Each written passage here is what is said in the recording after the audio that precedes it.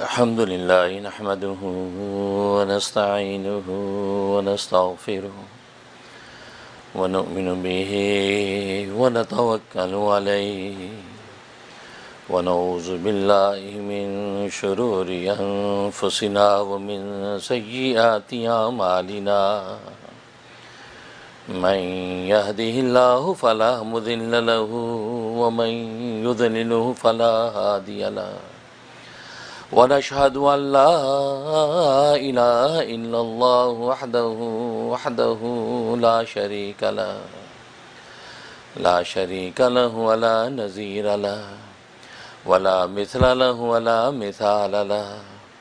ونشهد أن سيدنا وسندنا وشفيعنا وشفيع أمرنا وحبيبنا وحبيب ربنا ومولانا محمدا عبده ورسوله أرسله الله إلى كافة للناس بشيرا ونذيرا وداعيا إلى الله بإذنه وسراجا منيرا أما بعد فأعوذ بالله من الشيطان الرجيم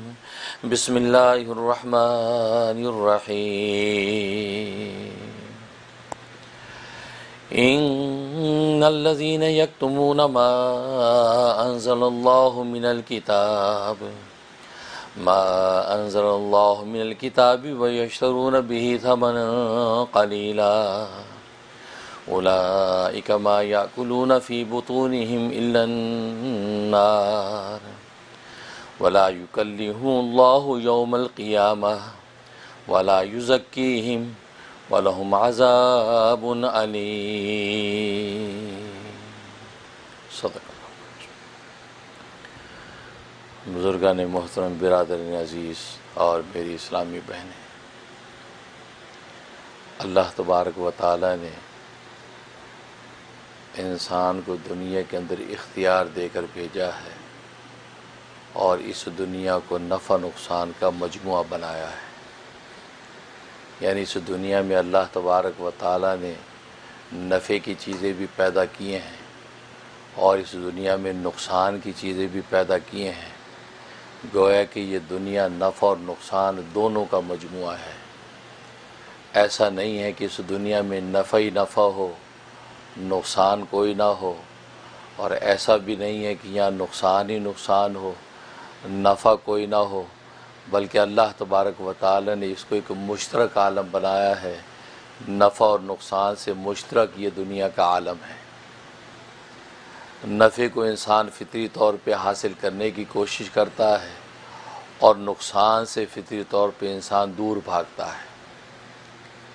پھر نفع و نقصان کے یہ اصول کہ انسان نفع کو حاصل کرنے کی کوشش کرتا ہے اور نقصان سے دور بھاگتا ہے، یہ فطری اصول جس طریقے سے تکوینی ہے اسی طریقے سے یہ تشریعی بھی ہے۔ تکوینی کا مطلب یہ ہے کہ اس کائنات کے اندر جو چیزیں ہمیں نظر آتی ہیں، ان چیزوں میں اللہ تبارک و تعالی نے بعض چیزیں نفع کی پیدا کی ہیں اور بعض چیزیں نقصان کی پیدا کی ہیں۔ اور تشریع کا مطلب یہ ہے کہ شریعت اسلامیہ نے بہت سی عبادات ایسی دے دی ہیں کہ جن عبادات سے انسان کو نفع حاصل ہوتا ہے، لیکن اگر انہی عبادات کو انسان ایک غلط اور برے طریقے سے اختیار کرتا ہے تو وہی عبادات نقصان بھی دیتی ہیں۔ تو گویا کہ تشریع اور تکوینی دونوں امور کے اندر اللہ تبارک و تعالی نے اس نفع اور نقصان کے اصول کو قائم کیا ہے، اور اس کی تنبیہ کے لیے اللہ تبارک و تعالی نے ایک مسلمہ اصول انبیاء اکرام علیہم الصلاۃ والسلام کے ذریعے سے انسانوں کو عطا کیا ہے، اور وہ مسلمہ اصول امر بالمعروف اور نہی عن المنکر کا ہے کہ انسان ایک دوسرے کو نیکی کا حکم دیتے ہیں، اچھی بات کی تلقین کرتے ہیں اور بری بات سے روکتے ہیں۔ اور یہ امر بالمعروف اور نہی عن المنکر کا یہ اصول اتنا عالمی ہے کہ ابتدائی آفرینی سے لے کر سرکار دو عالم صلی اللہ علیہ وسلم تک جو آخری دین اسلام انسانوں کو ملا ہے، ہر دین کی بنیاد یہی امر بالمعروف اور نہی عن منکر رہا کہ جس کی بنیاد تبلیغ اور دعوت ہے، کہ گویا کہ ہر نبی اپنے زمانے کے اندر آ کر دعوت دیتا رہا، اللہ کے پیغام کو پہنچا کر تبلیغ کا حق ادا کرتا رہا، اور دعوت و تبلیغ اس کے دو ہی شعبے ہیں، ایک امر بالمعروف یعنی نیکی کا حکم دینا ہے، اور دوسرا نہی عن منکر برائی سے روکنا ہے۔ تو امر بالمعروف اور نہی عن منکر یہ ایک ایسا مسلمہ اصول کہ ہر نبی اپنے زمانے کے اندر اس کو اپنی امتوں کو دعوت دیتا رہا، یہاں تک کہ سب سے آخر میں محمد مصطفیٰ احمد مجتبیٰ صلی اللہ علیہ وسلم تشریف لاتے ہیں، اور آپ بھی یہی حکم دیتے ہیں کہ امر بالمعروف اور نہی عن منکر، اور اسی کی بنیاد پر اللہ تبارک و تعالی نے امت محمدیہ کو اعزاز عطا کر دیا کہ کنتم خیر امتین،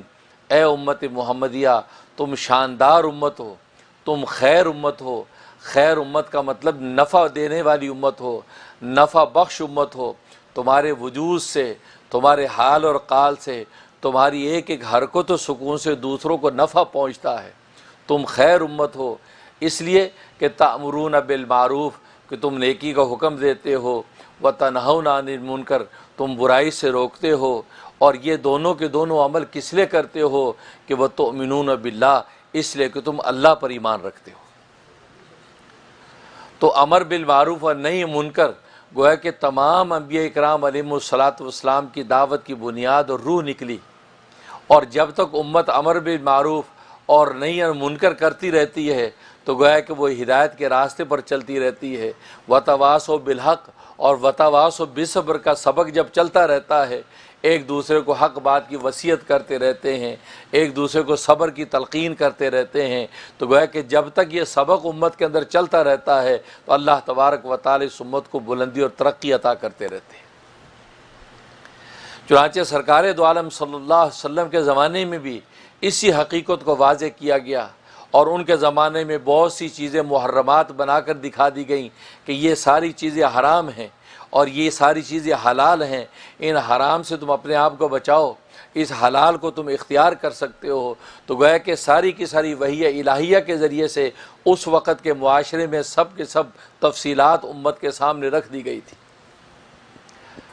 ظاہر ہے کہ اس زمانے کے اندر لوگ بہت سے محرمات کے اندر مبتلا تھے، بہت سی حرام چیزوں کو اختیار کرتے تھے، اور بہت سی حلال چیزوں کو بھی حرام سمجھ بیٹھتے تھے، اور بہت سی حرام چیزوں کو حلال بنا بیٹھتے تھے۔ اس لیے اللہ تبارک و تعالی نے قرآن کریم کے ذریعے سے سرکار دو عالم صلی اللہ علیہ وسلم کے ذریعے انسانوں کو یہ پیغام پہنچا دیا کہ یہ چیزیں حرام ہیں اور یہ چیزیں حلال ہیں، ان حرام چیزوں سے تم اپنے آپ کو بچاؤ،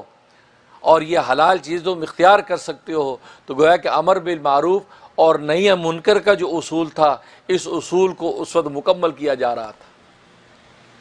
اور یہ وجہ کہ سورۃ بقرہ کو جو ہمارا بیان چل رہا ہے اس میں ایک آج کی آیت میں نے 174 تلاوت کی ہے۔ ان آیات کے اندر اللہ ان محرمات و حرام تھا کہ جو نظر آتی تھی، جو ایک چیز تھی، ایک عیان چیز تھی، جواہر نے یہ بتا دیا تھا کہ خنزیر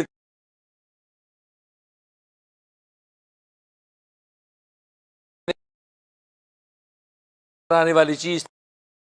اسی طریقے سے دیگر جو ہے فرمایا کہ غیر اللہ کی نظر، غیر اللہ کے نام پر ذبح کیا ہوا جانور حرام ہے، وہ جانور نظر آنے والی چیز تھی۔ تو گویا کہ یہ محرمات کچھ آیان تھے کہ جو آنکھوں سے نظر آتے ہیں، ان آیان کو بیان کیا تھا کہ یہ سب کی سب چیزیں حرام ہیں، ان کو تم اختیار نہ کرو۔ اور آج کی اس آیت کے اندر اللہ تبارک و تعالی نے افعال کی تحریم کو ذکر کیا ہے۔ اسے کہ دنیا کے اندر دو ہی چیزیں ہیں، ایک تو وہ جو چیزیں نظر آتی ہیں، اور ایک وہ کہ جو انسان کے افعال ہیں۔ تو افعال اور فعل کی حقیقت بتا دی کہ یہ افعال تمہارے حرام ہیں، یہ تمہارا عمل حرام ہے۔ اور عمل آپ جانتے ہیں کہ عمل نظر نہیں آتا، عمل کا کوئی مجسم وجود نہیں ہوتا۔ جیسے انسان نماز پڑھ لیتا ہے، قیام کر رہا ہے، رکوع کر رہا ہے، سجدہ کر رہا ہے، لیکن نماز کا مجسم کوئی وجود نظر نہیں آتا۔ تو افعال کا وجود نظر نہیں آتا، تو پہلے اعیان کی حرمت کو بیان کیا تھا، اور آج 174 جو آیت ہے یہاں سے افعال کی حرمت کو بیان کیا گیا کہ یہود و نصارہ جن جن ایسے افعال کے اندر مبتلا تھے جو افعال حرام تھے اور اللہ تبارک و تعالیٰ کے ہاں وہ ناجائز تھے، ان کی تفصیل بیان کر دی کہ یہ جو افعال ہے یہ حرام ہے، یہ جو تم فعل اختیار کیے ہو اس کو اللہ تبارک و تعالیٰ کے حرام قرار دے دیا گیا۔ اور اس کے اندر سب سے بڑا ان کا فعل کیا تھا کہ ان کے اندر 2 خرابیاں تھیں، ایک دین فروشی کی خرابی تھی اور دوسری کتمان حق کی خرابی تھی۔ ایک تو وہ یہود و نصارہ وہ دین کو فروخت کرتے، دین کو بیچتے تھے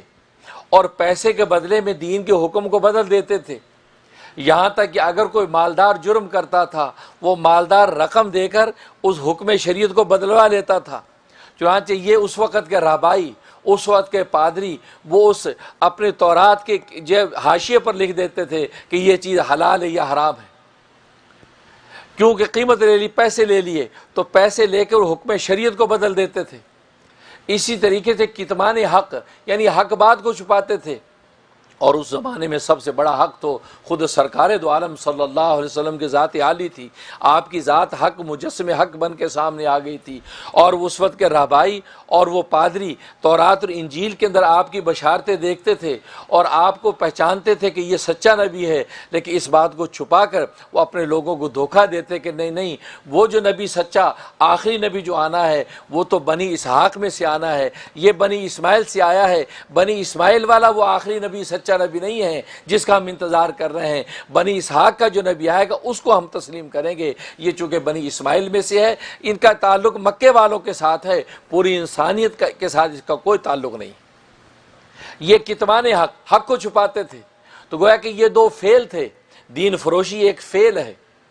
اسی طریقے کتمان حق ایک فعل تھا۔ تو اللہ تبارک و تعالی نے پہلے اعیان اور عینی چیزوں کو حرام کرنے کے بعد اب بتلا دیا کہ جو تمہارے افعال ہیں یہ افعال بھی تمہارے حرام ہیں، کیونکہ ان افعال کے ذریعے سے تم جس راستے پر لگ گئے ہو وہ راستہ مغفرت کا راستہ نہیں ہے، وہ راستہ عذاب کا راستہ ہے۔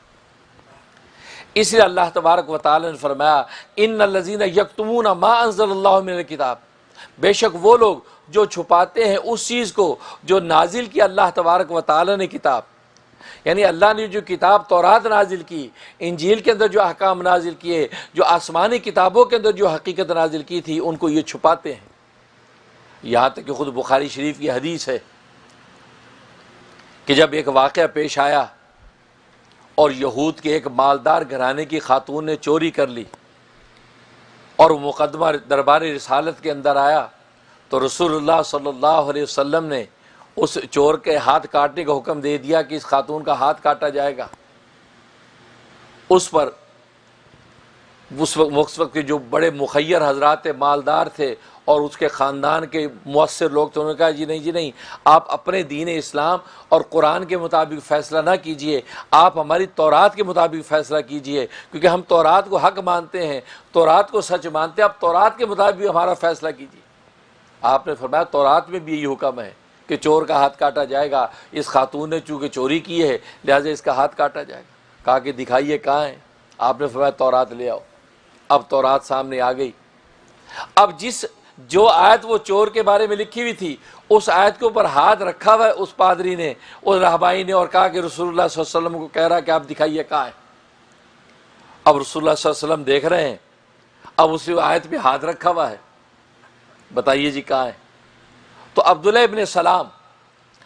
سلام رضی اللہ تعالیٰ عنہ جو کہ مسلمان ہو چکے تھے، اور یہ یہود کے بہت بڑے رہبائی تھے اور یہ مسلمان ہو چکے تھے، اب جب یہ آیت انہوں نے دیکھ لیا کہ یہ مکاری کر رہے ہیں، وہ آیت جو آیت سرقہ کو پہ ہاتھ رکھا ہوا ہے، تو انہوں نے کہا کہ یا رسول اللہ صلی اللہ علیہ وسلم ان کو کہیے کہ اپنے ہاتھ کو ہٹائیں، اس سے کسی ہاتھ کے نیچے تو آیت سرقہ ہے۔ آپ نے فرمایا اپنے ہاتھ کو ہٹاؤ۔ جب اس نے ہاتھ ہٹایا تو حدیث میں آتا ہے کہ وہ اس طریقے سے چمکنے لگی جیسے آسمان میں ستارے چمکتے ہیں، وہ آج چمک رہی تھی، جس کے اندر اس کا ہاتھ کاٹنے کا حکم تھا، تو آپ نے فرمایا کہ قسم اس ذات کی جس کے قبضہ قدرت میں میری جان ہے، یہ تو یہود کی بیٹی ہے، یہود کی بیٹی ہے جس نے چوری کی ہے اور جس کے ہاتھ کاٹنے کا میں حکم دیتا ہوں۔ اللہ کی قسم، جس ذات کے ہاتھ میں میری جان ہے، میں قسم کھا کے کہتا ہوں اگر میری بیٹی فاطمہ بھی چوری کرتی تو میں اس کے بھی ہاتھ کاٹنے کا حکم دیتا۔ اللہ اکبر، اللہ اکبر۔ یہ ہے، یہ احقاق حق، ابطال باطل۔ تو اس لیے لیکن یہ لوگ کیا کرتے ہیں، ان الذین یکتمون ما انزل اللہ، یہ چھپاتے ہیں۔ اس تورات و انجیل کے اندر یہ حقیقت بتا دی گئی تھی کہ رسول اللہ صلی اللہ علیہ وسلم آخری نبی ہیں، یہ سچے نبی ہیں، اور یہ قرآن کریم یہ سچی کتاب اور آخری کتاب ہے جس کی بشارت خود تورات دے رہی ہے، جس کی بشارت خود انجیل دے رہی ہے۔ لیکن چونکہ ان علوم کو چھپاتے تھے، اسے اللہ تبارک و تعالی نے یہ وعید بیان کر دی کہ یہ کتمان حق، یہ حق کو چھپانے کا جو تمہارا یہ مرض جو فعل ہے، یہ فعل جو عذاب کی طرف تمہیں لے جانے والا ہے، یہ مغفرت کی طرف لے جانے والا نہیں۔ اس کے بعد فرمایا وَيَشْتَرُونَ بِهِ ثَمَنًا قَلِيلًا، اور فرمایا کہ یہ بیچتے ہیں، یہ بیچتے ہیں ان قرآن کی آیتوں کو، یعنی اپنی کتاب کی آیتوں کو معمولی قیمت کے بدلے میں، یعنی یہ دنیا کی قیمت وصول کر کے وہ تورات کی آیتوں کو بیچتے ہیں، یعنی دین فروشی کرتے ہیں، شریعت کے حکم کو بدل دیتے ہیں، مالداروں کے لیے الگ احکام اور مال لے کر ان کو معاف کر دیتے ہیں، اور غریب پر جو وہ تورات کے حکم کو جاری کرتے ہیں۔ تو اللہ تبارک و تعالی نے فرمایا کہ وَيَشْتَرُونَ بِهِ ثَمَنًا قَلِيلًا، کہ تم تھوڑی سی دنیا کی اس قیمت کی خاطر جو وہ قرآن کریم کی یعنی مطلب اپنی کتاب کی آیتوں کو بیچتے ہو۔ فرمایا یہ تمہارا مرض ہے کہ تم دین فروشی کرتے ہو۔ اور یہاں پر ثمن قلیلہ فرمایا کہ تم جو ہے وہ تھوڑی سی قیمت کے بدلے میں خریدتے ہو، بیچتے ہو، تھوڑی سی قیمت۔ اور ثمن قلیلہ اس لیے فرمایا کہ آخرت کے مقابلے میں دنیا میں اگر تمہیں سونا بھر کے زمین بھی دے دی جائے، آخرت کے مقابلے میں یہ کم ہے، یہ ثمن قلیل ہے۔ اس معمولی قیمت کی خاطر تم جو وہ تورات کی آیتوں کو بیچتے ہو، تم دین فروشی کرتے ہو۔ تو اللہ تبارک و تعالی نے اس کی تنبیہ کر دی۔ تو دو فعل ذکر کر دیے جو حرام، ایک تو فرمایا کتمان حق کہ حق کو چھپانا ہے، دوسرا دین فروشی کہ تم دین کو بیچتے ہو، اور دین بیچ کر جو تم نے قیمت حاصل کی ہے، جو پیسہ اور دولت حاصل کی ہے، اور جو تم کھاتے اور پیتے ہو اس کی حقیقت کیا ہے؟ اولئک ما یاکلون فی بطونہم النار، کہتے ہیں یہ وہی لوگ ہیں کہ جو یہ کھا رہے ہیں یہ اپنے پیٹ کے اندر جہنم کی آگ کو بھر رہے ہیں۔ کیونکہ یہ جو تم نے کھایا ہے، جو یہ پیسے بنا کے اور تم نے قرآن کی آیتیں بیچ کے کھایا ہے، فرمایا کہ یہ حقیقت میں آگ کھا رہے ہو۔ اس علماء فرماتے ہیں کہ مال حرام کی حقیقت جہنم کی آگ ہے، کہ دنیا کے اندر بھی انسان جب کھاتا ہے تو اصل میں اس کی صورت تو مال کی ہوتی ہے، صورت تو غذا کی ہوتی ہے، لیکن اس کی حقیقت آگ کی ہوتی ہے۔ انسان بظاہر تو کھانا کھا رہا ہے لیکن وہ مال حرام سے بنا ہوا ہے تو حقیقت وہ جہنم کی آگ کھا رہا ہے۔ تو بعض مفسر فرماتے ہیں اس بات دنیا کے اندر ہی وہ جو کھایا ہوا کھانا وہ پیٹ کے اندر آگ بن جاتا ہے، وہ آگ بن جاتا ہے، اور آخرت کے اندر جہنم کی آگ کے اندر جو ہے داخل ہونے کا سبب بن جاتا ہے۔ اور دوسرے مفسر فرماتے ہیں اس کا مطلب ہے کہ دنیا میں تو بظاہر وہ غذا کھاتے ہیں، روٹی اور سالن کھاتے ہیں، قورمے بریانی کھاتے ہیں، کپڑا لتا پہنتے ہیں، لیکن حقیقت اس کی کیا ہے؟ آخرت کے اندر یہ کھانا پینا ان کو جہنم کی آگ کے اندر داخل کرے گا۔ اس لیے فرمایا اولئک ما یاکلون فی بطونہم الا النار، کہ فرمایا کہ یہ وہی لوگ ہیں کہ جو اپنے پیٹوں کے اندر جہنم کی آگ بھر رہے ہیں۔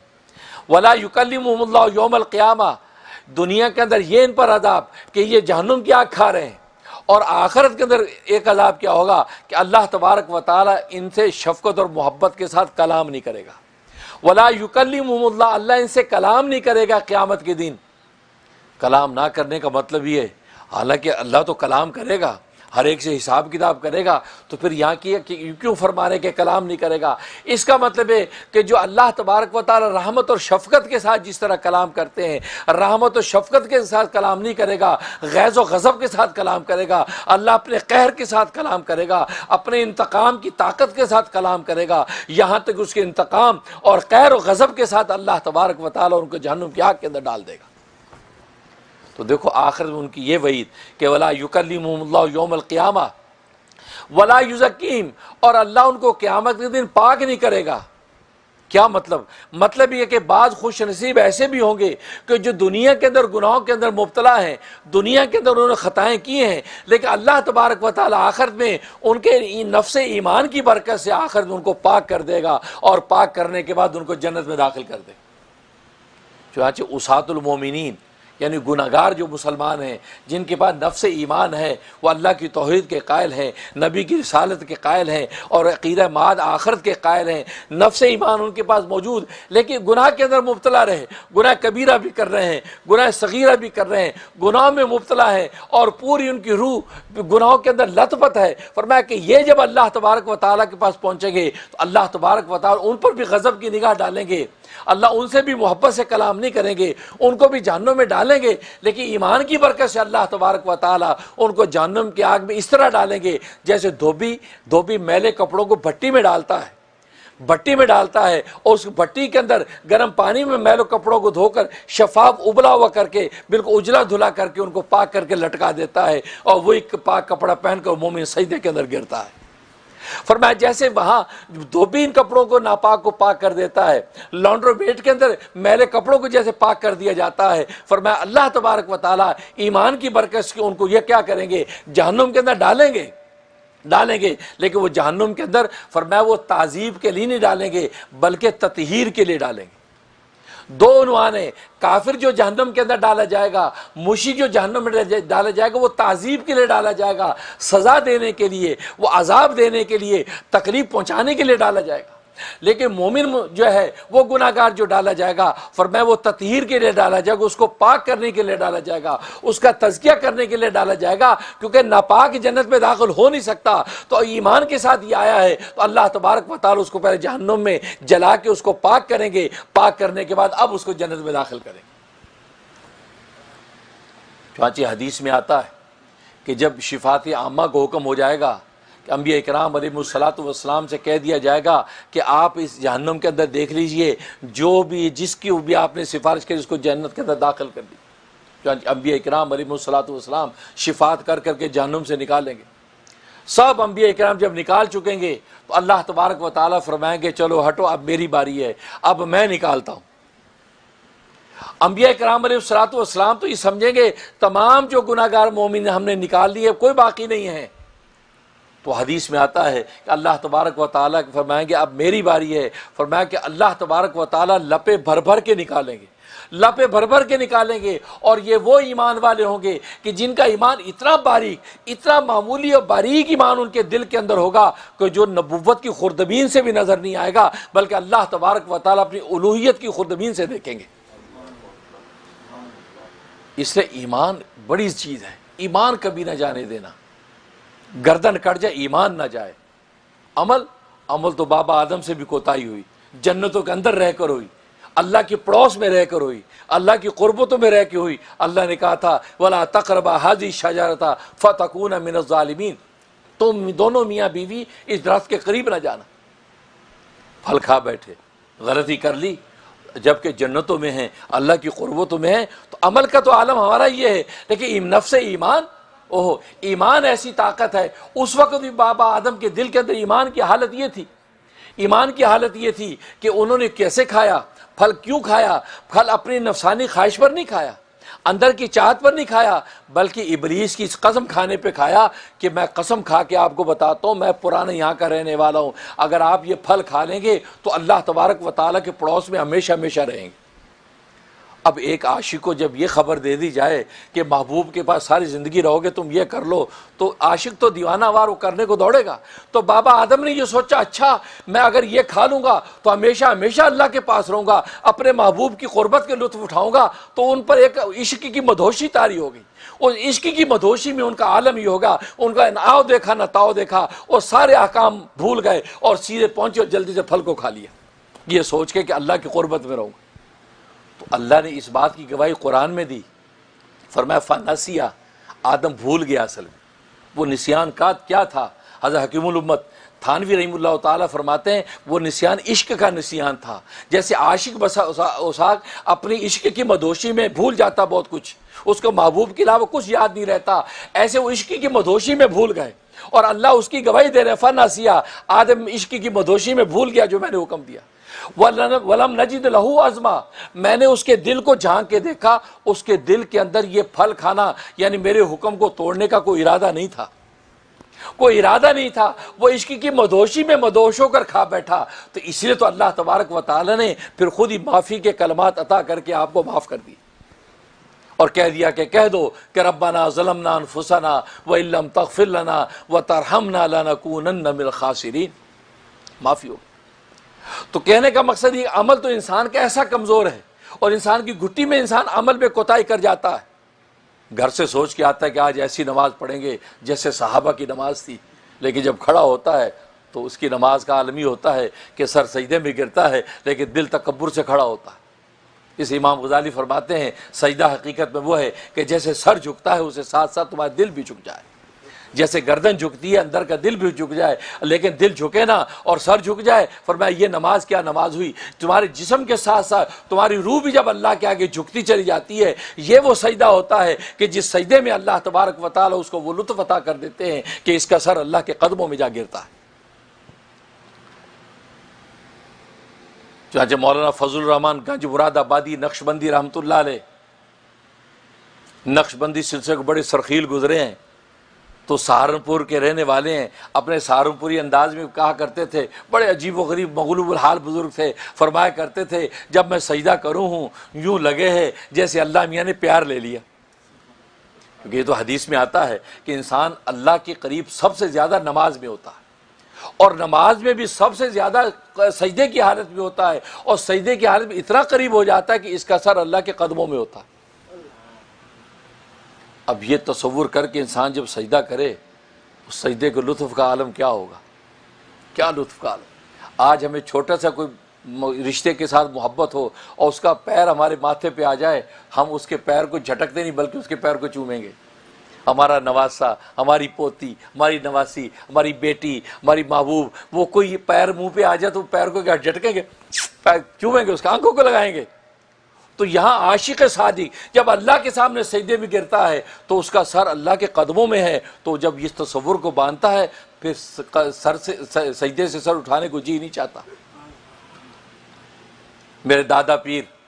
قطب العالم حضرت شیخ الحدیث مولانا محمد زکریا کاندلوی قدس سرہ فرماتے ہیں کہ میرے والد صاحب رحمۃ اللہ علیہ مولانا یحییٰ صاحب کاندلوی رحمۃ اللہ علیہ، یہ مولانا الیاس صاحب رحمۃ اللہ علیہ جو بانی تبلیغ ہیں ان کے بڑے بھائی ہیں، مولانا یحییٰ صاحب بڑے بھائی ہیں، اور مولانا الیاس صاحب رحمۃ اللہ علیہ حضرت شیخ کے چچا ہیں۔ تو مولانا یحییٰ صاحب رحمۃ اللہ علیہ سجدے میں جب جاتے تو کافی دیر تک سجدے میں سجدہ لمبا کرتے تھے۔ لوگوں نے کہا حضرت آپ کے باقی ارکان تو معتدل ہیں لیکن جب سجدے میں جاتے سجدہ آپ اتنا لمبا کرتے کیوں؟ فرمایا کہ میں جب سجدے میں گرتا ہوں تو یہ تصور باندھتا ہوں کہ اللہ کے قدموں میں میرا سر ہے، تو جی چاہتا ہے کہ جتنی دیر ہو سکتا ہے اللہ کے قدموں کے اپنے سر کو ٹکائے رکھوں، اس لیے انہی قدموں کے مس کے ساتھ تو نجات ہونی، یہی تو نجات کا ذریعہ ہے۔ اس لیے میں سجدے میں وہ لطف پاتا ہوں کہ اللہ تبارک و تعالیٰ کے جو ہے وہ قدموں میں سر ہے۔ بس یہ تصورات تو عاشق صادق کو جب یہ تصورات بنتے تو حقیقت بدل جاتی۔ تو وہ یزکیم، تو یہ نفس ایمان جو ہے ایمان مضبوط رہنا چاہیے، اللہ پر ایمان، توحید کا ایمان، رسالت پر ایمان، آخرت پر ایمان، کہ کتب سماویہ پر ایمان انسان کا کمزور نہیں ہونا چاہیے۔ جہاں ایمان کی بات ہے دنیا کی دولت ایک طرف، ایمان میں کمپرومائز نہیں۔ اس لیے کہ آج ہم کفر و شرک کی دنیا میں رہتے ہیں، امریکہ اور یورپ میں مسلمان رہتا ہے، دنیا کے ایسے ایسے خطوں میں رہتے ہیں، لیکن ایمان ہاتھ سے جانا نہیں چاہیے، عمل میں کوتاہیاں ہوتی ہے، ایمان ہاتھ سے نہ جائے۔ یہاں تک کہ قرآن کریم میں فرما دیا اگر کسی مومن پر ایسا اقرار کر دیا کہ تجھے قتل کر دیں گے، تم کلمہ کفر بولو، منہ سے کلمہ کفر بولو ورنہ تجھے قتل کریں گے، تو اس وقت اللہ تبارک و تعالیٰ نے اس مومن کو، جو مومن اگر تھوڑا کمزوری اور ضعف دکھاتا ہے، فرمایا منہ سے بول دینا، دل میں پھر بھی نہ بولنا، دل میں تیرا ایمان پختہ رہنا چاہیے۔ اگر تو نے منہ سے بول دیا فرمایا تیرے دل کے ایمان کو کل کو میں دیکھ لوں گا اور دیکھ کر تجھے جنت میں داخل کر دوں گا۔ اللہ اکبر، ایمان ایسی چیز ہے۔ تو کہنے کا مقصد یہ، تو وَيُزَكِّيهِمْ، تو فرمایا کہ یہ جو عصاة المومنین ہیں، جو گنہگار مسلمان ہیں، ان کو اللہ تبارک و تعالیٰ پاک کریں گے، تطہیر۔ اس لیے کہ دیکھو جنت میں داخل ہونے کے دو راستے ہیں، ایک ڈائریکٹ ایک ڈائریکٹ بلا واسطہ اور ایک انڈائریکٹ یعنی جہنم کے راستے سے۔ تبھی تو ہم دعا جب کرتے ہیں ربنا آتنا فی الدنیا حسنہ، یا اے ہمارے رب دنیا میں ہمیں عیش و آرام کی زندگی عطا فرما، وفی الآخرۃ حسنہ، اور آخرت میں بھی عیش و آرام کی زندگی عطا فرما۔ پھر اس کے بعد کیا کہتے ہیں وقنا عذاب النار، اور ہمیں جہنم کے عذاب سے بچا۔ تو آپ سوچیں کہ جب آخرت میں بھی عیش کی زندگی مل گئی، دنیا میں عیش کی زندگی مل گئی، پھر جہنم سے کے عذاب سے بچنے کا کیا سوال ہے؟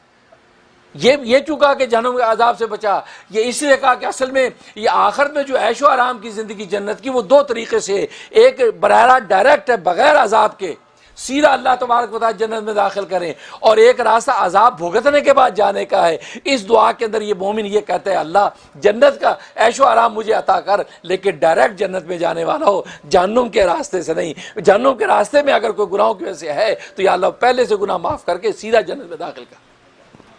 اس لیے وقنا عذاب النار کی قید لگاتا ہے۔ تو یہاں پر فرمایا کہ یہ جو کفار و مشرکین ہیں ولا یزکیم، اللہ تبارک و تعالی ان کو پاک نہیں کریں گے، ولہم عذاب علیم، اور انہیں کے لیے دردناک عذاب ہے۔ عذاب علیم، علیم یعنی دردناک۔ علامہ سیوطی رحمہ اللہ تعالیٰ فرماتے ہیں کہ دردناک کا مطلب کیا ہے؟ دو مطلب ہے۔ ایک مطلب کہ عذاب ایسا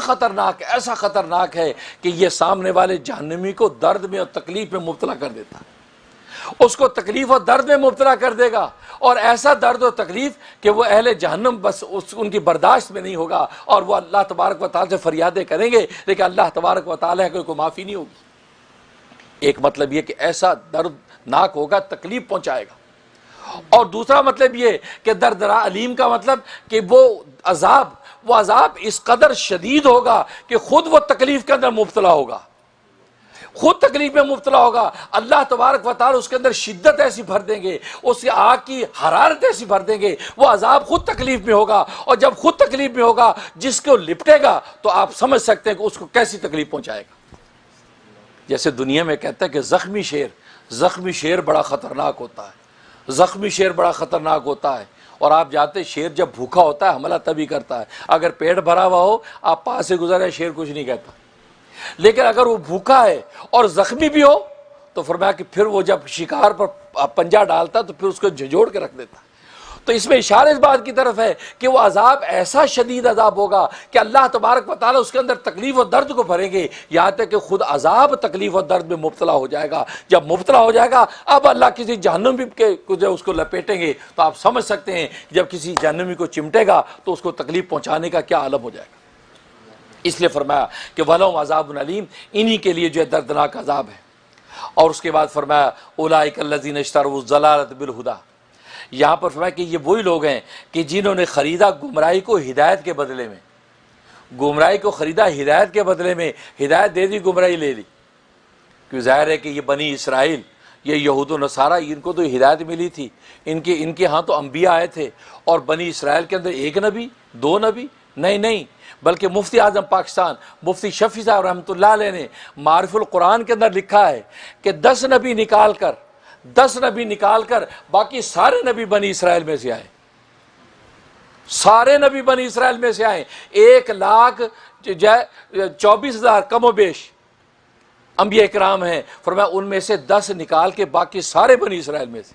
اتنا بڑا اعزاز اللہ نے ان کو عطا کیا، جس میں فرمایا خود آدم علیہ السلام ہیں، حضرت شیس ہیں، حضرت جو ادریس ہیں، حضرت ابراہیم ہیں، حضرت اسحاق ہیں، حضرت خود یعقوب ہیں، یعقوب بھی بنی اسرائیل، وہ تو اسرائیل ہیں، بنی اسرائیل نہیں ہیں، وہ تو بنی اسرائیل ہیں، وہ بھی فرمایا کہ بنی اسرائیل، حضرت شعیب ہیں، حضرت ایوب ہیں، خود سرکار دو عالم صلی اللہ علیہ وسلم ہیں، فرمایا 10 نبی یہ بنی اسرائیل میں سے نہیں ہیں، باقی سارے کے سارے نبی اللہ تبارک و تعالی نے بنی اسرائیل میں سے بھیجے۔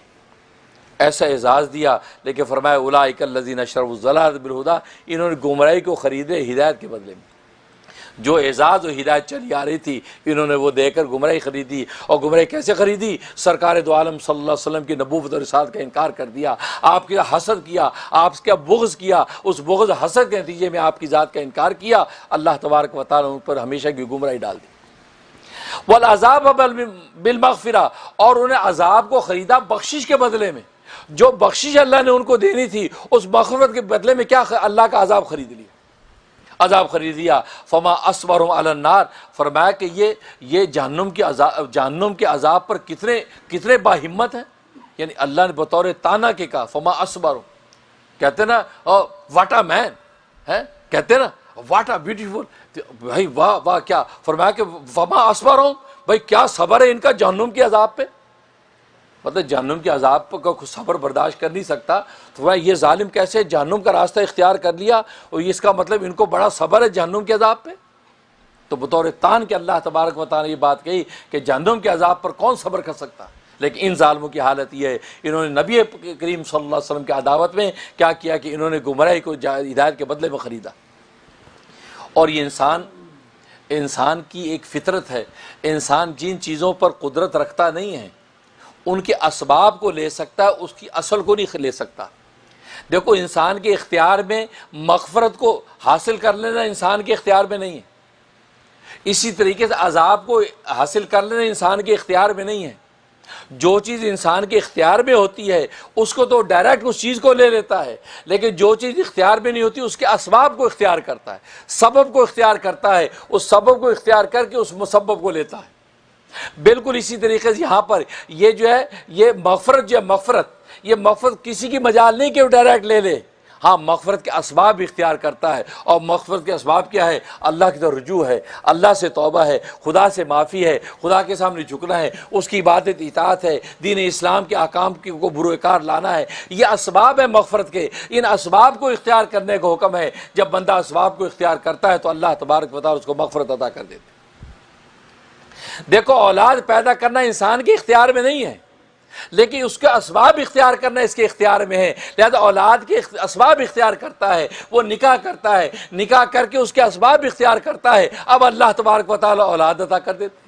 اور ایک کاشتکار بیج ڈالتا ہے فصل کے اندر، لیکن بیج کو اگانا اس کے اختیار میں نہیں ہے، اس کے اختیار میں اسباب ہیں. یہ بیج ڈال دیتا ہے، پانی دیتا ہے، ہوا کی روشنی کا انتظام کرتا ہے، اور وہ جانوروں سے بچاتا ہے کہ بیج کو چگ نہ جائے. بس یہ اسباب اختیار کرتا ہے، اللہ تبارک و تعالیٰ فصل اگا دیتے ہیں. اسے تو قرآن کریم میں اللہ نے فرمایا آتذرون آؤ، فرمایا کہ آتذرون آؤ، کیا تم جو کھیتیاں بوتے ہو یا ہم بوتے ہیں؟ ونحن زارعون، کیا ہم کھیتیاں بوتے ہیں؟ تم بچے پیدا کرتے ہو یا ہم پیدا کرتے ہیں؟ مطلب تم تو اسباب اختیار کرتے ہو، اصل دینے والے تو ہم ہیں. تو بالکل اسی طریقے سے یہ مغفرت جو ہے، مغفرت ڈائریکٹ انسان حاصل نہیں کر سکتا، اس کے اسباب کو اختیار کرتا ہے. بالکل اسی طریقے سے اللہ کا جو عذاب ہے اس عذاب کو بھی ڈائریکٹ کو اختیار نہیں کر سکتا، اس کے اسباب کو اختیار کرتا ہے. اور فرمایا کہ یہ جو لوگ ہیں یہود و نصارہ، انہوں نے ان اسباب کو اختیار کیا کہ جو اسباب اللہ تبارک و تعالیٰ کے عذاب میں ڈالنے والے ہیں. انہوں نے وقت کے نبی کا انکار کیا، وقت کی کتاب کا انکار کیا، سارے اسباب عذاب کے اختیار کر لیے، تو اللہ تبارک و تعالیٰ نے ان کو جہنم کے راستے پہ ڈال دیا. اسی حقیقت کو بیان کر رہے ہیں. اولئک الذین اشتروا الضلالۃ بالہدیٰ، یہ وہی لوگ ہیں کہ جنہوں نے خریدا گمراہی کو ہدایت کے بدلے میں، والعذاب بالمغفرہ، اور خریدا عذاب کو بخشش کے بدلے میں. فما اصبر علی النار، اور یہ کس قدر جو ہے صابر ہے جہنم کی آگ پر. اور یہ کیوں ہوا؟ فرمایا ذالک بان اللہ نزل الکتاب بالحق، یہ اس وجہ سے ہوا کہ اللہ تبارک و تعالی نے سچی کتاب نازل کی تھی، سچائی کے ساتھ کتاب نازل کی تھی، لیکن اور اس کتاب کا انکار کیا. یعنی قرآن کریم سچی کتاب ان کو نازل کر دی، لیکن ان الذین اختلفوا فی الکتاب لفی شقاق بعید، اور یہ وہ لوگ کہ انہوں نے اس کتاب میں اختلاف کر لیا، اس کے بارے میں اختلاف میں پڑ گئے. قرآن سچا ہے کہ جھوٹا ہے؟ کوئی کہتا سچا ہے، کوئی کہتا جھوٹا ہے، کوئی کہتا محمد صلی اللہ علیہ وسلم اپنی طرف سے بنا کے لے آئے. فرمایا کہ سچی کتاب میں جب اختلاف کیا تو لفی شقاق بعید، یہ دور کی گمراہی کے اندر جا گرے، دور کی ضد کے اندر جا گرے، یہاں تک کہ اللہ تبارک و تعالیٰ کے رحمت سے دور ہوتے چلے گئے. تو فرمایا اصل میں انہوں قرآن کا انکار کر دیا، قرآن کا انکار کرنے کے نتیجے میں اللہ تبارک و تعالیٰ نے ان کو دور کی گمراہی میں ڈال دیا. اس لیے فرمایا کہ وَإِنَّ الَّذِينَ اخْتَلَفُوا فِي الْكِتَابِ لَفِي شِقَاقٍ بَعِيدٍ، اور جنہوں نے اختلاف ڈالا کتاب میں وہ بے شک ضد میں دور جا پڑے ہیں. اور قرآن کریم کے بارے میں، اور جنہوں نے اس کو مان لیا، چنانچہ عبداللہ بن سلام، اسد، اسید اور ان کے پورے کبھی عبداللہ بن سلام کے ساتھی، انہوں نے دین اسلام کو قبول کر لیا. اور سرکار دو عالم صلی اللہ علیہ وسلم کو جب دیکھا، حدیث میں آتا ہے آپ بے تشریف فرمائے، آپ کے چہرہ انور کو جیسے عبداللہ ابن سلام نے دیکھا تو کیا فرمایا؟ انہ لیس بوجہ کذاب، یہ چہرہ جھوٹے کا نہیں ہو سکتا. چہرہ دیکھ کے فیصلہ کر دیا یہ چہرہ جھوٹے کا نہیں ہو سکتا. اور ایک روایت میں فرمایا انہ لیسا بوجن کاذب، یہ چہرہ جھوٹا نہیں ہو سکتا، یہ جو چہرہ میں دیکھ رہا ہوں یہ چہرہ جھوٹا نہیں ہو سکتا۔ فرمایا اشہد ان لا الہ الا اللہ و اشہد ان محمد رسول اللہ، اسلام کے اندر داخل ہو گئے۔ اس پر عبداللہ بن سلام رضی اللہ تعالیٰ عنہ نے رسول اللہ صلی اللہ علیہ وسلم سے فرمایا کہ یہ یہود جو ہے یہ اتنے زیادہ جو متعصب ہیں کہ آپ ان کو اگر میرے اسلام کی خبر دیں گے تو یہ ان کی رائے بدل جائے گی،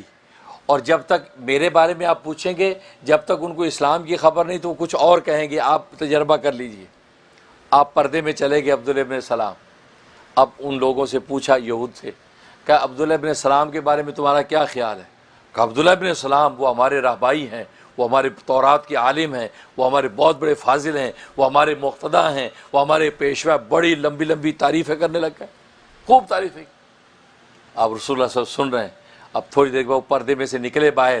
عبداللہ بن سلام فرمایا اشہد ان لا الہ الا اللہ و اشہد ان محمد رسول اللہ۔ جیسے ہی بات سنی تو انہوں نے دیکھا، کہا کہ یہ پہلے سے ہی ایسا تھا، ہم جانتے بڑا ایسا ہی ہے، یہ ہمارے دین پہ پکا تھا ہی نہیں ہے، یہ ہمیں اس کے بارے میں بری رائے رکھتے ہیں، فوراً پلٹ گئے۔ تو عبداللہ بن سلام مسکرائے، رسول اللہ صلی اللہ علیہ وسلم مسکرائے، کہا کہ تمہیں بالکل سے یہی کہا تھا، ان کے مطلب کی اگر بات ہے تو جناب بڑھ چڑھ کے تعریفیں کریں گے، جہاں ان کے مفاد سے بات ہٹ جاتی ہے فوراً تعصب کی بات کرتے ہیں۔ لیکن یہ وہ لوگ ہیں جن کو اللہ تبارک و تعالی اس اختلاف سے بالاتر کر کے ایمان کی دولت عطا کر دی، چنانچہ عبداللہ بن سلام اور ان کے ساتھی دین اسلام کے اندر داخل ہوئے، لیکن اس کے علاوہ دوسرے لوگ وہ اسلام کی جو ہے وہ نعمت سے محروم رہے۔ یہاں تک اللہ تبارک و تعالی نے اس حقیقت کو بیان کیا۔ اس کے بعد ایک اور دلچسپ مضمون ذکر کر رہے ہیں جس کی تفصیلات انشاءاللہ آئندہ کریں گے، اور وہ مضمون یہ کہ جب رسول اللہ صلی اللہ علیہ وسلم مدینہ طیبہ تشریف لائے، تحویل قبلہ کے مسئلے کو آپ جانتے ہیں۔ پہلے جو بیت المقدس قبلہ تھا، بیت المقدس کی طرف منہ کر کے نماز پڑھتے تھے رسول اللہ صلی اللہ علیہ وسلم، اور اس کے بعد بیت اللہ کو قبلہ بنا دیا گیا، پھر آپ بیت اللہ کی طرف منہ کر کے نماز پڑھنے لگے۔ چنانچہ مکہ کے اندر جب آپ تھے تو آپ بیت اللہ کی طرف منہ کر کے نماز پڑھتے تھے، چنانچہ جب مدینہ آئے تو مدینہ آنے کے بعد آپ جو وہ بیت المقدس کی طرف منہ کر کے نماز پڑھنے لگے۔ گویا کہ مکہ کی 13 سال کی زندگی کے اندر آپ جو ہے وہ بیت اللہ کی طرف منہ کر کے نماز پڑھتے رہے، اور اس کے بعد آپ جو ہے وہ مدینہ جب تشریف لائے تو آپ بیت المقدس کی طرف منہ کر کے نماز پڑھتے رہے۔ اس کی وجہ کیا تھی؟ تالیف قلب، کیونکہ مکہ کے اندر مشرکین مکہ رہتے تھے، ان کو بیت اللہ کے ساتھ ایک قلبی تعلق تھا، لہذا اللہ تبارک و تعالی کی حکمت یہ ہوئی کہ آپ بیت اللہ کی طرف منہ کر کے نماز پڑھیں تاکہ ان کو قلبی تعلق محسوس ہو کہ ہاں یہ نبی کوئی اچھمبی بات نہیں کر رہا، جس بیت اللہ کو ہم مقدس سمجھتے ہیں اسی بیت اللہ کو یہ بھی مقدس سمجھتا ہے، تو ان کو دعوت اور تبلیغ کے اندر آسانی پیدا ہوگی۔ لیکن جب مدینہ آئے تو مدینہ کے اندر تو یہود و نصارہ کی اجارہ داری تھی، یہ اس وقت کے انبیاء کی اولادیں بنی ہوئی تھیں اور وہاں کے بڑے پیشوا بنے ہوئے تھے، تو اگر وہاں پر بیت اللہ کی طرف منہ کرتے ہیں تو ان کی تالیف قلب نہیں ہوتی۔ تو اللہ تبارک و تعالی کی حکمت یہ ہوئی کہ آپ جب مدینہ جائیں تو آپ بیت المقدس کی طرف منہ کر کے نماز پڑھیں، تاکہ یہود و نصارہ سوچیں کہ جو انبیاء کی لڑی چلی آ رہی ہے کہ جنہوں نے بیت المقدس کو قبلہ مانا، یہ اسی لڑی میں سے نبی ہیں، کیونکہ انہوں نے اسی قبلے کو اپنا قبلہ سمجھا ہے، تو ان کے لیے ایمان قبول کرنا آسان ہو جائے گا۔ یہ سلسلہ، یہ عام جمہور مفسرین کی یہ رائے ہے کہ پہلے بیت اللہ تھا، بعد میں بیت المقدس، اس کے بعد پھر بیت اللہ ہوا۔ عبداللہ بن عباس رضی اللہ تعالیٰ فرماتے ہیں کہ اصل میں جب رسول اللہ صلی اللہ علیہ وسلم مکہ کے اندر رہتے تھے اس وقت بھی قبلہ جو ہے وہ بیت المقدس ہی تھا، لیکن وہاں پر ڈائریکشن اور رخ اس انداز سے تھا کہ آپ اس بیت اللہ کو اپنا قبلہ بنا کے آگے بیت المقدس کو بھی اپنا قبلہ بنا سکتے تھے، کیونکہ دونوں محاذات میں برابر، لہذا آپ رکن یمانی کے پاس آپ کھڑے ہوتے تھے، وہاں جب کھڑے ہوتے ہیں تو آگے پوری ڈائریکشن میں آگے جا کے بیت المقدس بھی آتا ہے، تو مشرکین مکہ کی تالیف قلب بھی ہو رہی ہے کہ یار یہ ہمارے قبلے کی طرف منہ کر رہے ہیں، اور جو اصل حکم شرعی وہ بھی پورا ہو رہا ہے کہ آپ بیت المقدس کی طرف جو پہلے انبیاء کے قبلہ چلا آ رہا ہے آپ اسی قبلے کی طرف منہ کر کے نماز پڑھ رہے ہیں۔ جب مدینہ کے اندر آئے تو مدینہ کے اندر یہ ترتیب پر عمل کرنا ممکن نہیں تھا، دونوں اکوموڈیٹ نہیں ہو سکتے تھے کیونکہ سمتیں بدل گئیں کہ بیت اللہ کو رخ ادھر ہے، بیت المقدس ادھر ہے، اب رخ بدل گیا تو اصل جو شرعی حکم تھا بیت المقدس کی طرف منہ کرنے کا، لہذا آپ مدینہ میں آ کے اپنے اصل حکم شرعی کی طرف منہ کرنے لگ گئے۔ لیکن دل کے اندر آپ کی یہ طلب تھی کہ اللہ تبارک و تعالیٰ کاش مجھے وہ بیت اللہ کی طرف منہ کر کے نماز پڑھنے کی اجازت دے دے جو میرے جدی امجد یعنی ابراہیم علیہ الصلوۃ والسلام کا قبلہ ہے۔ اس لیے عبداللہ بن عباس فرماتے 16-17 مہینے بیت المقدس کی طرف منہ کر کے آپ مدینے میں نماز پڑھتے رہے تاکہ ان یہود و نصارہ کی تالیف قلب ہو جائے، ان کے لیے اسلام ایمان کو قبول کرنا آسان ہو جائے، رسول اللہ کو اپنا سمجھنا آسان ہو جائے۔ لیکن یہ ضدی تھے، متعصب تھے، انہوں نے آپ کو مانا نہیں۔ لہٰذا 16-17 مہینے کے بعد اللہ تبارک و تعالی حکم دے دیا کہ بس آپ بیت اللہ کی طرف منہ کر کے نماز پڑھیں، تو آپ نے جو ہے وہ قبلہ اپنا بیت اللہ کر لیا۔ نماز ظہر کے اندر یہ حکم نازل ہو گیا اور ظہر کی نماز کے اندر ہی آپ نے اپنے آپ کو جو ہے وہ بیت اللہ کی طرف گھما دیا۔ اب یہ جیسی تحویل قبلہ ہوئی، اب تو موقع مل گیا یہود و نصارہ کو، انہوں نے ہنگامہ کر دیا، کہا دیکھو یہ کیا نبی ہے بھائی، یہ کیا نبی ہے، کبھی بیت اللہ کی طرف منہ کر کے نماز پڑھتا ہے، کبھی بیت المقدس کی طرف منہ کر کے نماز پڑھتا ہے، اس کو خود بھی پتہ نہیں ہے کہ کون سا دین صحیح دین ہے، اس کو خود بھی نعوذ باللہ پتہ نہیں کہ کون سا قبلہ صحیح قبلہ ہے، یہ کبھی ادھر منہ کرتا ہے کبھی ادھر منہ کرتا ہے، یہ خود ہی اس کا مطلب یہ ہے کہ کوئی نہیں صبر کرو، یہ کہیں نہیں جاتا، آج یہ کنفیوز ہو کر بیت اللہ کی طرف منہ کر رہا ہے، انشاءاللہ عن قریب یہ ہمارے بیت المقدس کی طرف ہی آئے گا اور ہمارے دین ہی کو اختیار کرے گا۔ انہوں نے یہ پروپیگنڈا کر دی، جس کو دوسرے پارے میں کہا سیقول السفہاء، کہ یہ بے وقوف لوگ یہ کہتے ہیں ما واللہم عن قبلتہم التی کانوا علیہا، کہ کیا کون سی چیز ہے جس نے ان کو قبلت سے پھیر دیا۔ تو انہوں نے پروپیگنڈا کیا، شور مچایا۔ جب یہ شور مچایا اور کہا کہ نہیں یہ اگر بیت المقدس کی طرف منہ کر کے نماز پڑھتے تو ہم پھر ان کو سچا نبی سمجھتے اور ان کو مان لیتے، تو اہل اسلام نے مسلمانوں نے کہا یہ 16-17 مہینے پڑھتے رہے، یہ 16-17 مہینے تمہارے لیے ماننے کے لیے کافی نہیں تھے، 16-17 مہینے میں مان لیتے اگر تم نے ماننا ہوتا، لیکن تمہاری قسمت میں ایمان ہے نہیں، تم نے تو تعصب کرنا ہے، تمہیں تو ایک شوشہ چاہیے تھا، اب یہ شوشہ بظاہر تمہیں مل گیا اور تم بیوقوف لوگوں کو بیوقوف بنا رہے ہو، جی کبھی منہ ادھر کرتے کبھی منہ ادھر کرتے ہیں۔ اور اصل اس کی وجہ پروپیگنڈی کی کیا تھی؟ اصل وجہ یہ نہیں تھی کہ وہ یہ کہہ رہے تھے کہ دیکھو یار کیسا نبی ہے، کبھی ادھر منہ کر کے نماز پڑھتا ہے کبھی ادھر منہ کر کے نماز پڑھتا ہے، اس کو خود ہی پتہ نہیں کہ نماز کدھر منہ کر کے پڑھنی ہے۔ اصل وجہ یہ نہیں تھی، اصل وجہ ایک اور تھی، اور وجہ اصل یہ تھی کہ اس سے نبی کریم صلی اللہ علیہ وسلم کا سچا نبی ہونا ثابت ہو رہا تھا۔ کیوں؟ ان کے تورات کے اندر یہ بات لکھی ہوئی تھی کہ یہ آخری نبی جو سچا نبی آئے گا یہ نبی قبلتین ہوگا، یہ 2 قبلوں والا نبی ہوگا، یہ بیت المقدس کی طرف پہلے نمازیں پڑھا کرے گا پھر بیت اللہ کی طرف منہ کر کے نمازیں پڑھے گا، یہ دونوں قبلوں کی طرف نمازیں پڑھنے والا نبی ہوگا۔ یہ علامت آپ کی حقانیت کی تورات میں موجود تھی، اور یہ اس انتظار میں تھے کہ اس علامت پر یہ عمل نہ کرے تاکہ ہمیں یہ شوشہ مل جائے، دیکھو سچے ہونے کی علامت تو یہ ہے کہ دونوں قبلوں کی طرف نماز پڑھنے والا نبی ہوگا، اس نے تو ایک ہی طرف منہ کیا، یہ تو صرف بیت المقدس کی طرف نمازیں پڑھ رہا ہے، بیت اللہ کی طرف منہ کیا ہی نہیں۔ تو ان کو یہ ایک موقع ملے گا اپنے لوگوں کو گمراہ کرنے کا کہ یہ وہ سچا نبی نہیں، کیونکہ سچے نبی کی علامت تو نبی القبلتین، 2 نبیوں والا قبلوں والا نبی ہوگا، اس کو تو ایک قبلہ ہے، یہ تو صرف بیت المقدس کی طرف منہ کر رہا ہے۔ اصل میں یہ جو ان کا شوشہ تھا یہ ٹوٹ گیا تھا جب اللہ نے دونوں کی طرف کھلم کھلا 2 قبلوں کی طرف نماز پڑھوا دی، تو آپ کی تورات کے مطابق آپ کی حقانیت ثابت ہو گئی۔ یہ چیز ان کے لیے تکلیف دہ تھی، لہذا اس کو انہوں نے ایک پروپیگنڈا بنا کے شور مچایا، اور یار دیکھو ان کو خود پتہ نہیں کہ منہ ادھر کرنا کہ ادھر کرنا ہے، لیکن حقیقت میں اندر سے سمجھ گئے تھے کہ سچا نبی یہی ہے، کیونکہ یہ بالکل صحیح راستے پر جا رہا ہے۔ اللہ اکبر، اللہ اکبر،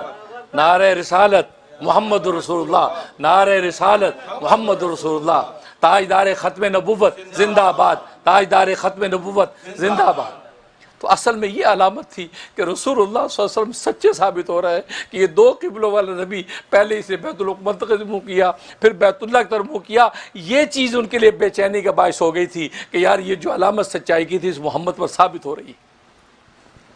اس سے انہوں نے یہ پروپیگنڈا شور کیا کہ یار یہ کیا بات ہوئی،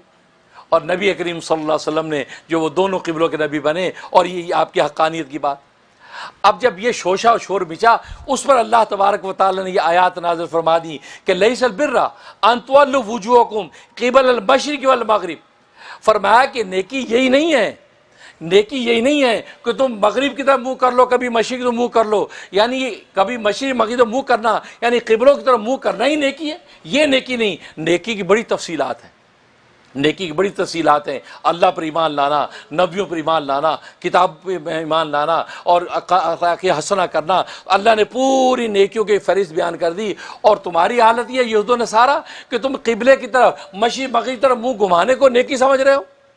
یہ مشرق اور مغرب طرف منہ گھمانا اٹ سیلف اپنی ذات میں کوئی نیکی کی بات نہیں، یہ تو اطاعت امر ہے۔ اللہ تبارک و تعالیٰ کا حکم آیا کہ بیت المقدس کی طرف منہ کرو تو یہ نیکی بن گیا، اللہ کا حکم آیا بیت اللہ کی طرف منہ کر کے نماز پڑھو، اب وہ نیکی بن گیا، کیونکہ جو چیز اللہ کے حکم کے تحت آئے گی فرمایا وہی نیکی ہوگی۔ اللہ نے حکم دے دیا بیت المقدس کی طرف تو اب یہ وہ نیکی تھی، عبادت تھی۔ اللہ نے حکم دے دیا بیت اللہ کی طرف تو اب یہ نیکی اور عبادت ہوگی۔ تو فرمایا کہ یہ جو تم کہتے ہو اور یہ مشرق مغرب کی طرف منہ کرنا ہی کوئی عبادت ہے، یہ عبادت نہیں، عبادت اصل میں اللہ تبارک و تعالیٰ کے حکم کو ماننا ہے، حکم کو ماننا ہے۔ اب نماز دیکھو اپنی ذات کے اندر عبادت بنتی کب ہے؟ جب اللہ کے حکم کے تحت ہو۔ اللہ فرماتے ہیں 3 وقتوں میں نماز نہیں پڑھنی، تم نے طلوع شمس، زوال شمس اور غروب شمس سے نماز نہیں پڑھنی۔ ان 3 وقتوں کے اندر اگر کوئی نماز پڑھے گا تو وہ نماز رحمان کی نہیں شیطان کی ہوگی۔ حالانکہ نماز کتنی بڑی عبادت ہے، لیکن اللہ کے حکم کے تحت نہیں ہے تو آپ کی نماز بھی عبادت نہ رہی، آپ کی نماز شرک بن گئی۔ تو معلوم ہے دین اصل میں اللہ کے حکم کے تابع ہوتا ہے۔ اس لیے فرمایا کہ نیکی یہ نہیں ہے کہ مشرق مغرب کو منہ کر لیں، نیکی اصل میں یہ ہے کہ اللہ تبارک و تعالیٰ جو حکم دے اس حکم کی اطاعت کر لیں، بھلے وہ بیت اللہ کی طرف منہ کرنا ہو، بھلے وہ بیت المقدس کی طرف منہ کرنا ہو، بس اطاعت امر کے اندر جو چیز آئے گی وہی اللہ تبارک و تعالیٰ کی نیکی ہوگی۔ یہ حقیقت بیان کی کہ لیس البر ان تولوا وجوہکم،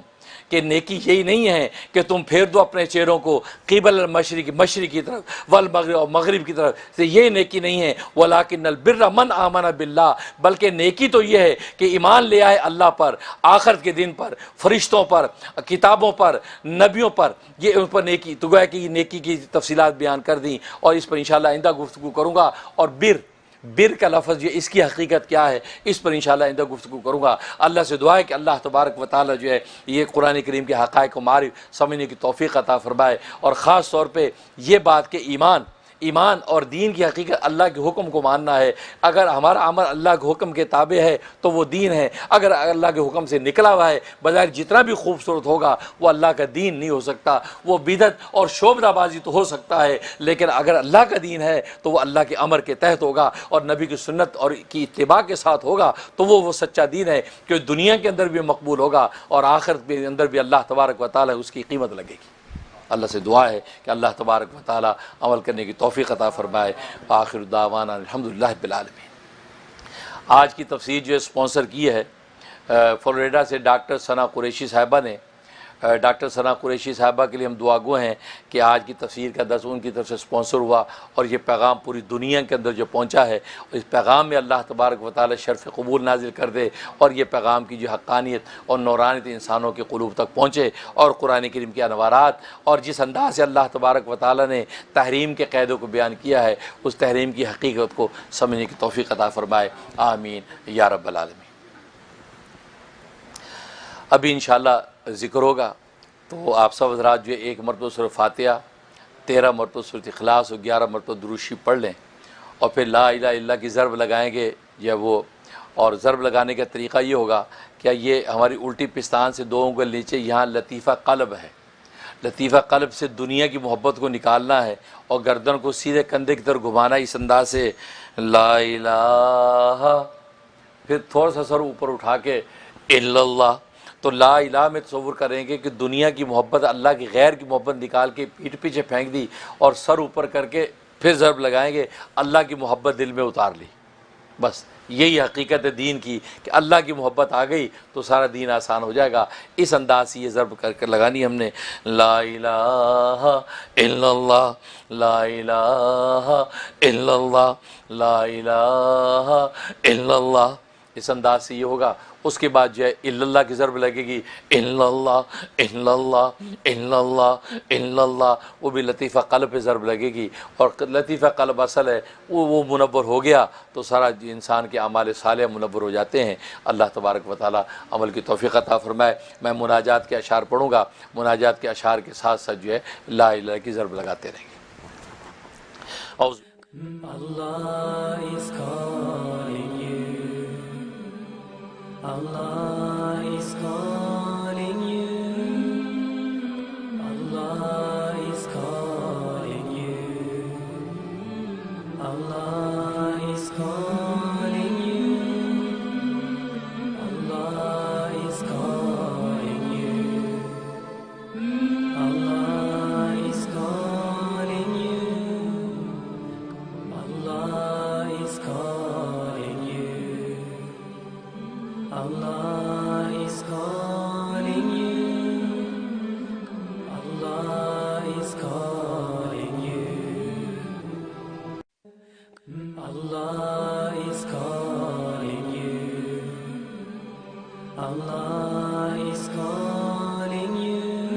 اللہ علیہ وسلم کے صدقے اور طفیل سے تمام روحانی سلسلوں کے اولیاء اللہ کو عموماً اور سلسلہ چشتیہ صابریہ کے اولیاء اللہ کو خصوصاً پہنچا دیجیے اور ان کی روحانی توجہات میں عطا فرما دیجیے۔ یار رہے یا رب تو میرا اور میں تیرا یار رہوں، یار رہے یا رب تو میرا اور میں تیرا یار رہوں، مجھ کو محبت فقط ہو تجھ سے خلق سے میں بیزار رہوں، ہر دم ذکر و فکر میں تیرے مست رہوں سرشار رہوں، ہوش رہے نہ مجھ کو کسی کا تیرا مگر ہوشیار رہوں، اب تو رہے بس تادم آخر ورد زباں اے میرے الہ، لا الہ الا اللہ لا الہ الا اللہ لا الہ الا اللہ لا الہ الا اللہ لا الہ الا اللہ لا الہ الا اللہ لا الہ الا اللہ لا الہ الا اللہ لا الہ الا اللہ لا الہ الا اللہ لا الہ الا اللہ لا الہ الا اللہ الہ الا اللہ لا الہ الا اللہ لا الہ الا اللہ لا الہ الا اللہ لا الہ الا اللہ لا الہ الا اللہ لا الہ الا اللہ لا الہ الا اللہ لا الہ الا اللہ لا الہ الا اللہ لا الہ الا اللہ لا الہ الا اللہ لا الہ الا اللہ لا الہ الا اللہ لا الہ الا اللہ لا الہ الا اللہ لا الہ الا اللہ لا الہ الا اللہ لا إله إلا الله لا إله إلا الله لا إله إلا الله لا إله إلا الله لا الہ الا اللہ محمد رسول اللہ صلی اللہ علیہ وسلم۔ دونوں جہاں میں جو کچھ بھی ہے سب ہے تیرے زیر نگیں، دونوں جہاں میں جو کچھ بھی ہے سب ہے تیرے زیر نگیں، جنوں انس و حور ملائک عرش و کرسی چرغ و زمین، دونوں جہاں میں لائق سجدہ تیرے سوا اے نور مبین، دونوں جہاں میں لائق سجدہ تیرے سوا اے نور مبین، کوئی نہیں ہے کوئی نہیں ہے کوئی نہیں ہے کوئی نہیں، اب تو رہے بس تادم آخر ورد زباں اے میرے الہ، لا الہ الا اللہ لا الہ الا اللہ لا الہ الا اللہ لا الہ الا اللہ لا الہ الا اللہ لا الہ الا اللہ لا الہ الا اللہ لا الہ الا اللہ الہ الا اللہ لا الہ الا اللہ لا الہ الا اللہ لا الہ الا اللہ لا الہ الا اللہ لا الہ الا اللہ لا الہ الا اللہ لا الہ الا اللہ لا الہ الا اللہ لا الہ الا اللہ لا الہ الا اللہ لا الہ الا اللہ لا الہ الا اللہ لا الہ الا اللہ لا الہ الا اللہ لا الہ الا اللہ لا إله إلا الله لا إله إلا الله لا إله إلا الله لا إله إلا الله لا إله إلا الله لا إله إلا الله لا الہ الا اللہ محمد رسول اللہ صلی اللہ علیہ وسلم۔ یاد میں تیری سب کو بھلا دوں کوئی نہ مجھ کو یاد رہے، یاد میں تیری سب کو بھلا دوں کوئی نہ مجھ کو یاد رہے تجھ پر سب گھر بار لٹا دوں، خانہ دل آباد رہے یاد میں تیری سب کو بھلا دوں، کوئی نہ مجھ کو یاد رہے تجھ پر سب گھر بار لٹا دوں، خانہ دل آباد رہے سب خوشیوں کو آگ لگا دوں، غم سے تیرے دل شاد رہے سب خوشیوں کو آگ لگا دوں، غم سے تیرے دل شاد رہے اپنی نظر سے سب کو گرا دوں، تجھ سے فقط فریاد رہے اب تو رہے بس تا دم آخر ورد زباں اے میرے الہ، لا الہ الا اللہ لا الہ الا اللہ، لا الہ الا اللہ لا الہ الا اللہ، لا الہ الا اللہ لا الہ الا اللہ، لا الہ الا اللہ لا الہ الا اللہ، لا الہ الا اللہ لا الہ الا اللہ، لا الہ الا اللہ لا الہ الا اللہ، الہ الا اللہ لا الہ الا اللہ، لا الہ الا اللہ لا الہ الا اللہ، لا الہ الا اللہ لا الہ الا اللہ، لا الہ الا اللہ لا الہ الا اللہ، لا الہ الا اللہ لا الہ الا اللہ، لا الہ الا اللہ لا الہ الا اللہ، لا الہ الا اللہ لا الہ الا اللہ، لا إله إلا الله لا إله إلا الله لا إله إلا الله لا إله إلا الله لا إله إلا الله لا إله إلا الله لا إله إلا الله لا إله إلا الله لا الہ الا اللہ محمد رسول اللہ صلی اللہ علیہ وسلم، مجھ کو سراپا ذکر بنا دے، ذکر تیرا ہے میرے خدا، مجھ کو سراپا ذکر بنا دے، ذکر تیرا ہے میرے خدا، نکلے میرے ہر بن منہ سے، ذکر تیرا ہے میرے خدا، اب تو کبھی چھوڑے بھی نہ چھوٹے، ذکر تیرا ہے میرے خدا، اب تو کبھی چھوڑے بھی نہ چھوٹے، ذکر تیرا ہے میرے خدا، حلق سے نکلے سانس کے بدلے، ذکر تیرا اے میرے خدا،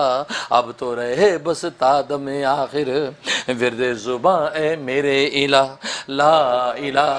الا اللہ لا الہ الا اللہ، لا الہ الا اللہ لا الہ الا اللہ، لا الہ الا اللہ لا الہ الا اللہ، لا الہ الا اللہ لا الہ الا اللہ، لا الہ الا اللہ لا الہ الا اللہ، لا الہ الا اللہ لا الہ الا اللہ، الہ الا اللہ لا الہ الا اللہ، لا الہ الا اللہ لا الہ الا اللہ، لا الہ الا اللہ لا الہ الا اللہ، لا الہ الا اللہ لا الہ الا اللہ، لا الہ الا اللہ لا الہ الا اللہ،